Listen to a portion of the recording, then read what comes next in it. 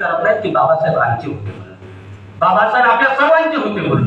बाबासाहेबांनी सर्वांच्या सर्वांगीण उन्नतीच्या विकासाचा विचार या संविधानाच्या माध्यमातून मांडला. हे तुम्ही आम्ही का स्वीकारत नाही?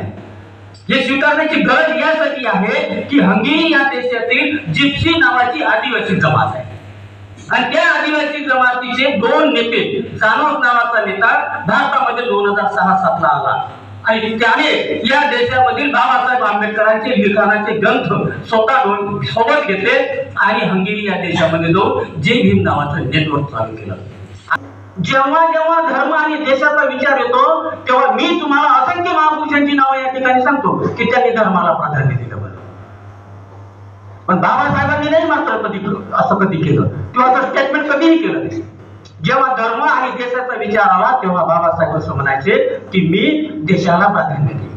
जेव्हा दलितांचं उत्थान आणि देशाचं स्वातंत्र्य याचा विचार येईल तेव्हा मी दलितांच्या उत्थानाला प्राधान्य देणारा पहिला देश म्हणजे भारत आणि ते कर्तृत्व नेतृत्व बाबासाहेबांचं. संविधानाचे 10 डिबेट वाचलेल्या व्यक्ती तुमच्या समोर हजर आहे. ज्या ज्या दिवशी ज्या ज्या विषयावर ज्या ज्या प्रस्तावावर ज्या ज्या विधेयकावर चर्चा झाली त्या त्या चर्चामध्ये कोणी विरोध केला तेही नाव मी तुम्हाला सांगितलं.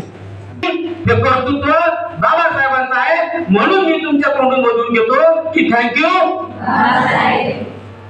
या देशामध्ये समानता प्रस्थापित केली, असमानता हृदयामध्ये अनंत काळपर्यंत वास करणारी आहे. हा विचार होता बाबासाहेबांचा, ती व्यक्ती नव्हती. तो विचाराचा मोठा असा काळा होता की जो या ठिकाणाहून जरी गेला असला तरी तो तेवत आहे. तुमची विचारधारा देत असताना मी या ठिकाणावर तुम्हाला हे सांगितलं पाहिजे की बाबासाहेब तुमचे आमचे सर्वांचे होते.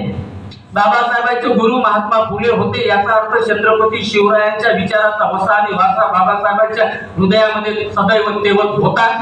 ते एकमेकांच्या विचाराचे परस्पर पूरक आणि समर्पक लोक होती.